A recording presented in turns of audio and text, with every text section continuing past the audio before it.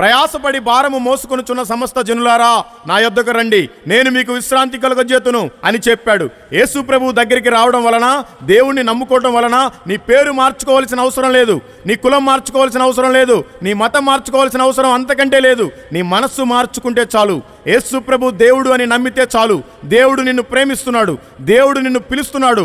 నీవు నమ్మి ఆయన దగ్గరికి వచ్చినట్లయితే నీకు ఏ బాధ ఉందో ఎవరికి చెప్పుకోలేకపోవచ్చు, కానీ నువ్వు మీ ఇంట్లో కూర్చొని యేసు ప్రభువుకు చెప్తే నీ బాధలన్నీ తీరిపోతాయి. ఇది సత్యం. నీవు నమ్మితే చాలు.